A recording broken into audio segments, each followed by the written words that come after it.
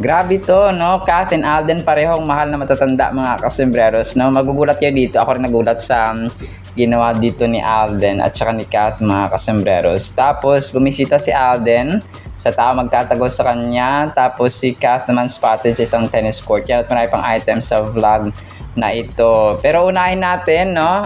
Congratulations kina Sugar and Jeremy. Alam nyo, isa ito sa dito, actually parang sila yung pinaka-top na bet ko no? Sina Sugar at saka si Jeremy mga kasembreros.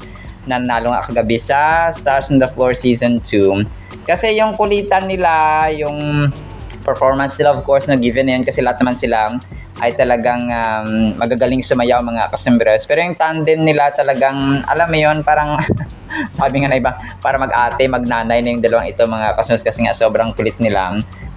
Pag may mga free time interviews na pag nagla-live sila, as in sobrang komportable sila sa bawat isa mga kasembreros, si Jeremy at saka si Sugar. So yun nga, no, nagpasalamat sila kagabi sa parang di nila in-expect na sila mananalo and so on mga kasembreros. So 1 million pesos yata yung prize mga kasembreros, no? So talagang, napanood yung isang interview kay Sugar, sabi niya, parang pabiro niya sinabi dati na maliban sa kasikatan, of course, na natatanggap nila sa Stars on the Floor, pabiro niya sinabi na, syempre yung pera, di ba? Na manalo sila sa Stars on the Floor. So yun nangyari, no? Grabe. Alam ko Christian ito si Sugar Mercado, no? Na part ng Sex Bomb nga. So, yun talaga nakakatuwa at nakakaano lang din yung kanilang journey, no? Kasi ako rin ay nasubaybayan ko mga kasembreros, yung kanilang journey. At saka ito, no, si Alden mga kasembreros, may solo performance, sumaya ulit at tumataw si Alden kagabi mga kasembreros. Actually, yung mga Dance Authority, yung buong team ng ng Stars on the Floor, yung mga duos, yung mga contestants mga kasembreros ay may performance sila na sumayaw, no? Pero si Alden ay meron siyang solo performance talaga mga kasembreros na humataw. Si Alden mga kasembreros, so naka-red, no, na jacket si Alden dito at wala pa rin, hindi pa rin nagbabago. Ganda na ang white flower at efficacent after so yun, no, basta todo hataw si Soiti kagabi mga kasembreros sa kanyang performance dito sa Stars on the Floor mga kasembreros. So sabi ng mga tao, wala pa rin pinagbago, mahusay pa rin, no, si Phenomenal Box Office Cinema King, no. Tapos si Ann Curtis pala, no, nagpakita ng suporta, pumunta talaga siya doon sa Stars on the Floor set kagabi mga kasembreros, na kung saan ay nagpakita siya ng support sa kanyang kapatid, no, na si Jasmine Curtis Smith mga kasembreros. So ang cute lang nagulat ako, sabi ko si Ann Curtis andito na sa kasi bihira yung pumunta sa mga event no, si Ann Curtis mga kasembreros kasi nga ay sobrang sikat, no, at saka sobrang, alam mo yun, mahal din ang presyo ng kanyang talent fee. So ibig sabihin kapag pumunta siya sa event na yan, nag-a-add siya ng value at attraction sa mga tao. So ganoon siya mga kasembreros. So nakakatuwa, no? Kasi very supportive talaga. At nagulat ako na, parang wala nang boundary kasi, no? Kasi Viva artist yata si Ann Curtis, so Viva artist, kahit saan ka, GMA, ABS-CBN, so wala nang harang-harang kasi nga, di ba, it's showtime na pinapalabas din po sa GMA mga kasembreros. So ang ganda ng collaboration na ganito mga kasembreros, nakakatuwa lang din kasi yun, si Ann Curtis ay nandoon mga kasembreros.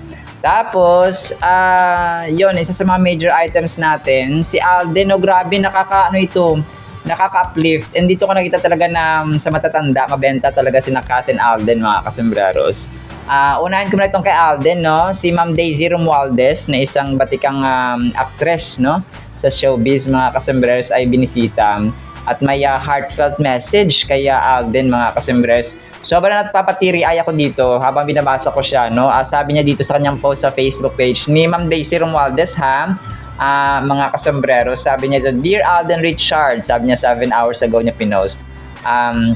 Thank you, Alden, for staying true to yourself, for inspiring so many people, and for proving that kindness and humility never go out of style.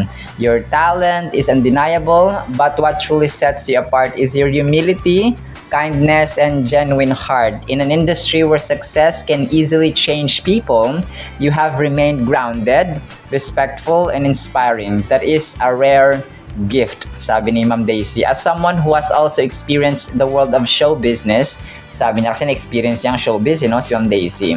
I understand that the sacrifices, hard work, dedication, and emotional strength that come with being in this industry. That is why I have such deep respect for everything you have accomplished throughout your career. So grabe no, si Ma'am Daisy Romualdez ay talagang mataas. And sabi niya dun sa isang niya dati nung sa Kathden, kasi maka-Kathden ito no, si Ma'am Daisy Romualdez, mga kasambreros. Sabi niya, kung may mga away daw kay Alden or sa Kathden, sabi niya siya yung pinakaunang magtatanggol. Sobrang cute lang niya dito ni Ma'am Daisy Romualdez, mga kasambreros. So dito talagang kasi ito si Ma'am Daisy Romualdez ay isang batigang artista rin po, mga kasambreros. So, parang 1950s yata o 1960s na itong si Ma'am Daisy Romualdez. So anak niya sina Cristina Paner, Carl Paner, Danita Paner. So ito yung kanyang mga anak, mga kasambreros. So asawa pala niya si Manny Paner, no? So yun po, alam ko si Cristina Paner, parang siya no? Parang singer and artista rin to si Tina Paner, mga kasambreros. So yun po no, si Ma'am Daisy Romualdez. So nakakatuwa lang no, hindi ko na alam kung parang sa bahay ba niya ito no, mga kasambreros, itong pinuntahan ni Alden. Kasi pero naka-block bago mag-Stars on the Floor ito no, mga kasambreros. So nagkita sila, hindi ko na alam kung napumunta sila sa bahay or sa ba nito, or kung nagkita lang sa sa isang lugar sa GMA, mga kasambreros, something like that. So pero po no. Tapos speaking of elders no, matanda, mga kasambreros, itong si Kath, kagabi lang to pinost ng isang admin or ng isang fan doon, mga kasambreros, na si Kath pala ay may isang fan doon na lola na yun nga no, talagang close na close. Alam naman natin na ang Kath din ay parehong makalola ito sila, mga kasambreros, or maka senior citizens no, ganon siya. Parang sobrang close sila at charismatic sa mga matatanda, mga kasambreros. So dito si Kath ay yung sa TCL na event pa to mga kasambreros, pero kagabi lang kasi na post, mga kasambreros no. So grabe, very accommodating talaga si Kath sa mga lola din po, mga kasambreros no. Yung kabaitan niya, talagang pareho sila ni Alden, mga kasambreros. So yun, tapos random fans nagpa-picture kay Kath, mga kasambreros. All clips of Kath ito, mga kasambreros no, during TCL event nga po, mga kasambreros. Nagulat nga ako kasi sabi ko mayroon palang gantong clips no, na may isang matandang lola na may isang lola na nagpa-picture kay Kath na sobrang na-accommodate ni Kath, mga kasambreros. So sobrang nakaka-touch lang din ang ganito, mga kasambreros. Tapos yun, si Alden, sobrang sobrang kulit, mga kasambreros. mapapatawa kayo dito mamaya, mga kasambreros. Play ko to, mumble prank no, pinrank siya ni Jayco Manangan, mga kasambreros, bago yung bago yung Stars on the Floor kagabi. May mga interviews pa siya kay Sir Jayco. Maraming salamat po Sir Jayco Manangan sa mga videos mo po with Sir Alden, interviews niya. So isa rito, mumble prank no, talagang maririnig mo dito yung hagik-hik mamaya at saka tawa ni Alden, mga kasambreros. Tapos yung dalawa naman ay about sa SB19 no, na kung saan ay dito na-mention nga din doon yung bench no, na nagkita siya sa bench, mga kasambreros, ng SB19. So na-mention dito yung SB19 na kung saan alam nga natin na ang Kath din po ay sumayaw with SB19, mga kasambreros, doon sa event no, noong 2025 dito na bench at work or bench body at work no, yun siya, mga kasambreros, yung kanilang tema dati. So ito mamaya papangin natin, mga kasambreros, itong mumble prank ni Mr. Jayco Manangan, mga kasambreros. So, syempre pag mumble prank, ano kasi yun eh, parang may sinasabi siya na hindi maintindihan. Parang binubulong niya or parang minamumble niya mga kasembres si Sir Jayco. Tapos hindi naririnig ni Alden. Kunwari gano'n. Tapos sabi niya, hindi niya maintindihan. Yun nga, tapos sabi niya, sorry, sorry, hindi ko maintindihan. Sabi niya gano'n ni ni Alden sobrang cute ito mga kasembreros. Sabi niya nabibingin na ba ako? Sabi nga ni Alden, no? Sorry po. Sige na nga, ipi-play ko na lang mamaya mga kasembreros para mapakinggan ninyo ng personal mga kasembreros.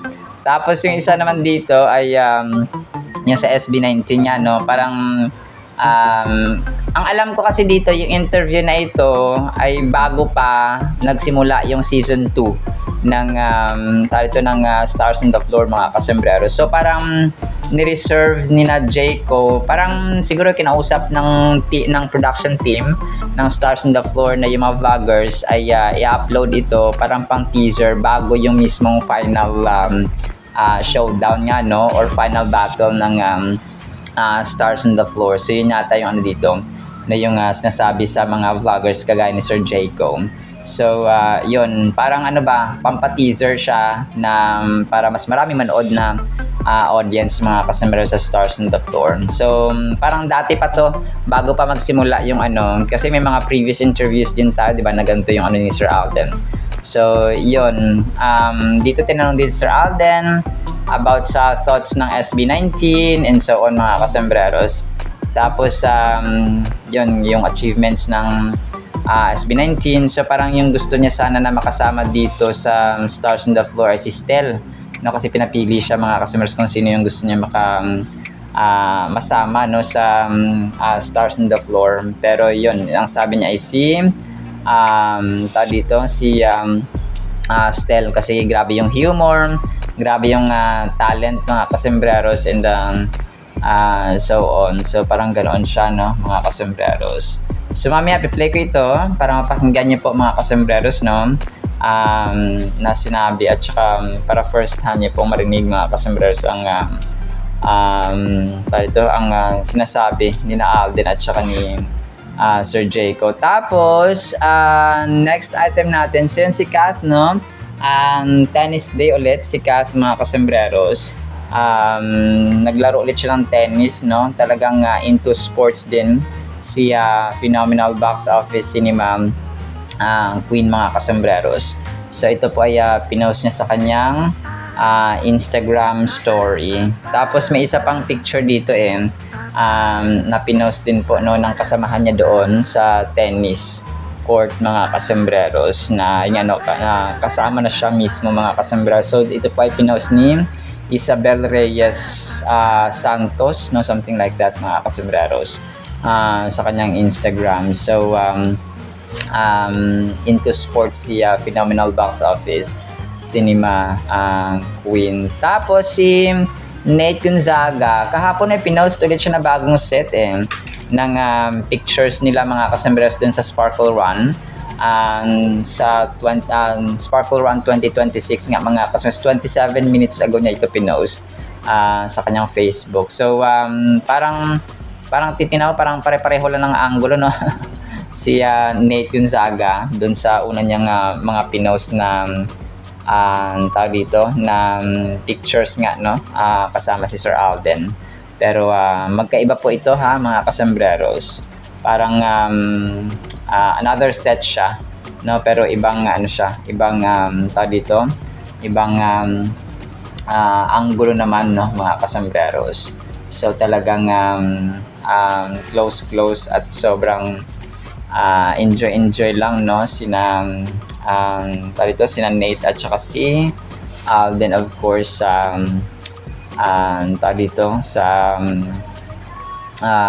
Sparkle Run 2026. Tapos yun, marami nag-feature sa event ni Alden, of course, sa Sparkle Run mga kasembreros. Kukuha na ako siguro ng dalawa. Dito na-feature din siya ng Glitz.ph. 5 hours ago, Alden Richards finished the 10-kilometer race at the Sparkle Run, no, 5 hours ago. Ito na pinost ni Glitz PH mga kasembreros. Tapos yung isa naman dito ay News Balita TV, no? Mr. Charisma at Sparkle Run 2026, except for the pawis pawis daw at flushed cheeks after the 10-kilometer run. Pogi as always, no? Sabi dito ni News Balita TV. So, yun po siya. Tapos yung baby pala na pinost natin nakaraan din na si Nangnang, no, mga kasembreros. Ano pala yon, si The Queen and Little Moana. Si Ori bang pangalan nito, mga kasembreros, no? Sabi ni Sheila De Guzman 21 hours ago, wow, salamat Lods Biancs, Nangnang, Catherine Bernardo with Ori. Tara, let's trend this. The Queen and the Little Moana, both napakaganda. 300 reactions, so ang dami. So si Ori pala yung baby na yun, no? Ngayon ko lang nalaman, mga kasembreros, after na na-post. Tapos, isa sa mga major items natin, no? Kathden, sigaw ng fans, mga kasembreros, no? Pinost ito kagabi, 13 hours ago, 151 reactions. Na-miss nyo na ba ang Kathden? Definitely, no? Ito yung sigaw ng mga fans, mga kasembreros at ng mga Kathdeniatics. So talagang na-miss mga kasembreros. Hoping and praying talaga na magkaroon ulit sila ng another project, mga kasembreros, no? So hindi natin hawak ang beat sa ganitong management thing, pero definitely we can pray and expect, mga kasembreros. So may code gray pa si Alden, so yun muna yung kanyang gagawin, mga kasembreros. Tapos after ng code gray, so siguro Big Tiger, hindi natin alam. Elena 1944, na hoping ay magka-answer doon, magkasama, mga kasembreros, sa code gray, sa Elena 1944, no? Tapos ito, last item natin, si Alden dito ay yung A-Team community yata ito, no? Nag-post na, sabi niya dito ay palong-palo, sabi nga ni Alden, mga kasembreros, doon sa Sparkle Run pa nila ito, na dito na pinost, mga kasembreros, or nakuhaan si Alden. So binibidyohan siya habang tumatakbo, no, kasama ang kanyang team nga, mga kasembreros. Alright, so yan lang actually sa ating Kathdin items. So piplay ko po itong mga videos. Naku, enjoy niyo po itong mga videos kasi sobrang nakakatuwa at nakakatawa ito, mga kasembreros. So tapos ang word of God, no, after these videos, pakinggan po natin, of course. Sa pinagpalang araw po, sa bawat isa. One more question for me po. Anong masasabi mo dito sa Stars on the Floor 2026 na siya na ito sumula na ngayon po? Sorry.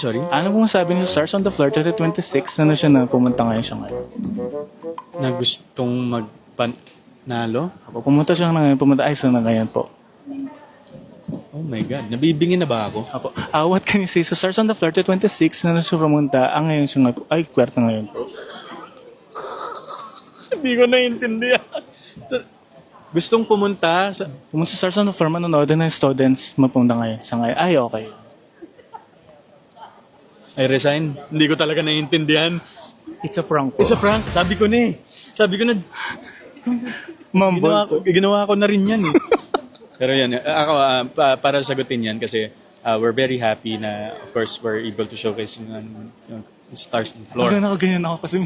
Tapos yung pagkakataon din na nabigay sa atin para maging mga Stars on the Floor app na siya. Yeah, 2026. yan, tama yan. Grabe, diba? Sir Alden, thank you very much for being here.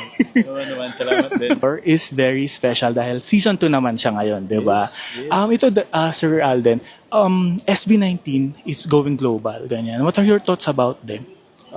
Nakakatuwa lang din kasi that right now we have different P-pop groups who are globally showcasing their talents and nakaka-proud lang of course yung SB19 na-meet ko rin kasi sila. Yeah. And nag-collab kayo ng Bench. Yes, ng Bench. And then mabubuting tao, very talented. But I think siguro yung pagmamahal nila sa craft nila in terms of being performers, yun yung nagdadala sa kanila to different places. And it's really an inspiration and nakaka-proud lang to be a Filipino with knowing that we have certain talents like SB19 who are able to conquer the global stage at the moment. Oh my God. 'Di ba? Grabe. Ever na may sasali dito sa Stars on the Floor, 'di ba P-pop din sila? Sino yung gusto mong makita silang sumasayaw dito ng iba't ibang klaseng sayaw? Sa SB19 ba? Member? Siguro si ano? Stel, Josh, Justin. Si Stel. Si Stel, Si no? Stel, no? Iba yung wit din. Yes, makulit din yun eh. Kagaya mo. Lagi niya ako na-mention dun sa mga vlog nila sa SB19. But yeah, siguro si Stel. Oh my God, I can't wait na may bardagulang kayo tsaka kulitan with Stel. Seryoso.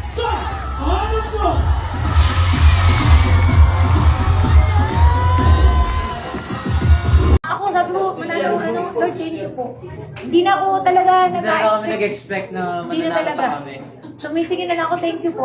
Kasi yung save kami nagawa namin, yung dulo namin, medyo umano kami ni Jiro eh. Dumulas talaga kami na didiretso, pero sustain. Kaya sabi ko, yung bonus na talaga. Lahat talaga, Lord, thanks. Thank you. Ano pa sabi ko eh. Thank you eh. Sobrang the best ng ating Word of God mga kasimbrers. Ang title natin ay Salitang Naglilinis. John chapter 17 verse 17, Sanctify them by your truth. Your word is truth. So ito mga kasimbrers ay si Lord Jesus Christ na dinadalangin niya yung kanyang mga disciples at yung mga taong pinili ng Diyos na pinagkatiwala ni God the Father mga kasimbrers sa kanyang mga kamay nung siya po ay nasa mundo pa, no? When Jesus came into this earth, and then alam natin yung kanyang ginawa. He shared the gospel, he advanced the kingdom of God, he told people about his agenda, yung kaharian ng Diyos mga kasimers, the kingdom of God mga kasimers, or the kingdom of his Father na nasa langit. So grabe, no?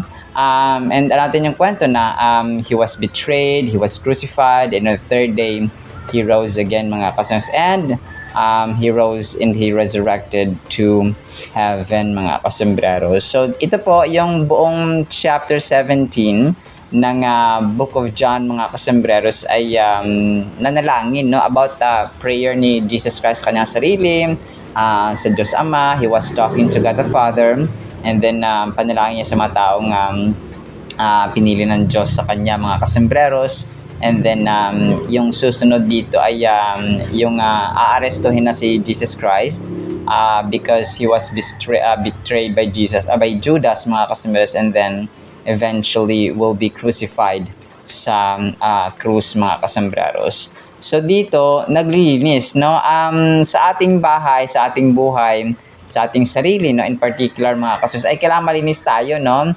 especially kapag tayo pumapasok sa trabaho, pumapasok sa eskwelahan, pupunta sa galaan, pupunta sa isang public place for example, or sa any gathering.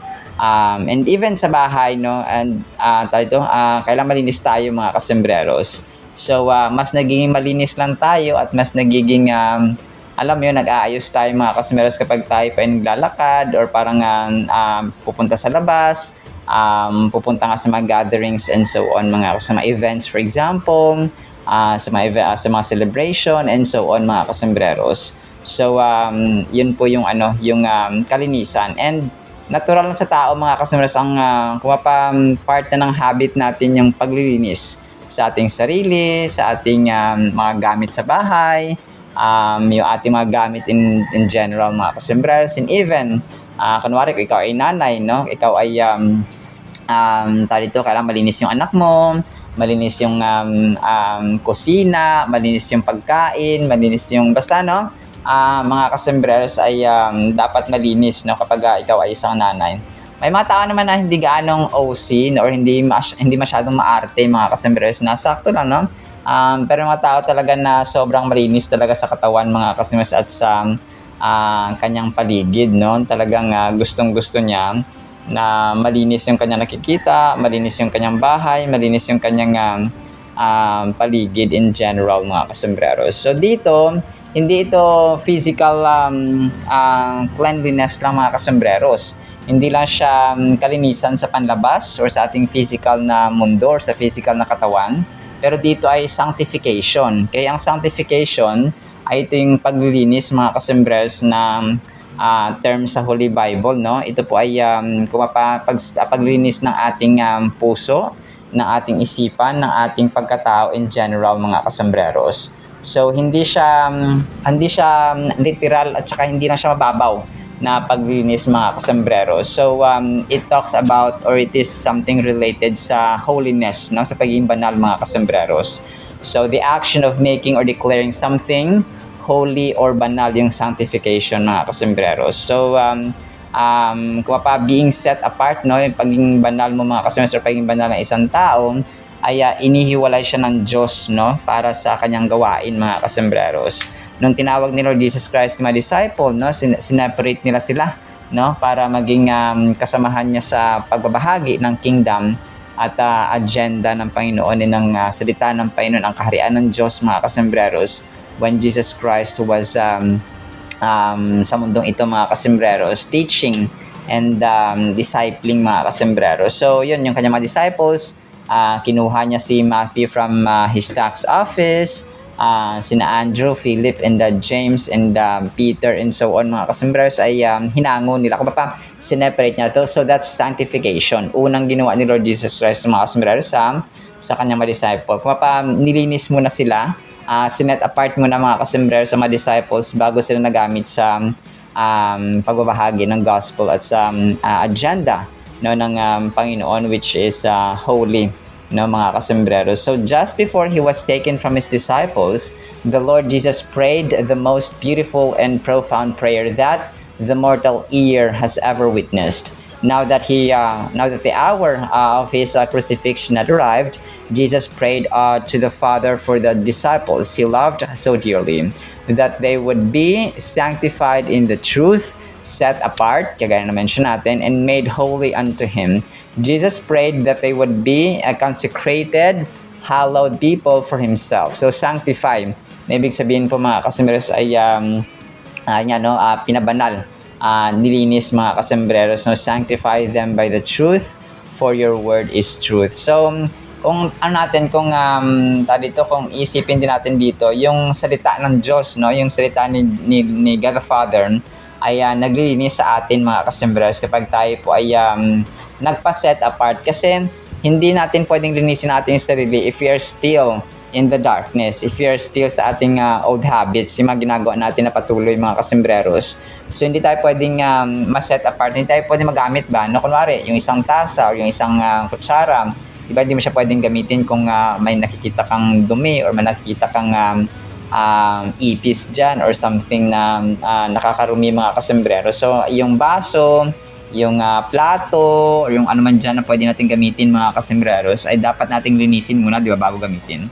So, ganun din po tayo. No, we cannot be used by God for His glory, for His purpose, for His sanctification, for His kingdom, for His word mga kasembreros if we ourselves are dirty, no? Hindi tayo nagpapatawad, no? May mga alitan tayo sa ating pamilya or sa ating puso't isipan. Meron tayong mga, alam mo yon, mga bagay na tinatago na tapos kinikimkim natin na hindi pleasing sa harapan ng Panginoon. So, di ba, yung isang tasa nga, or yung isang baso or kutsara, hindi mo siya pwedeng gamitin, di ba? Kung may nakikita kang madumi mga kasembreros, so hugasan mo muna. Lilinisin mo muna. So, ganun din po tayo. The sanctification of a sinner saved by grace is both a specific act of the Holy Spirit that takes place at a moment in time, but it is also an ongoing process that is undertaken by the Holy Spirit in the heart of a believer. So, sa puso, no? Yung paglinis sa atin mga kasembreros ay nagsisimula siya sa puso.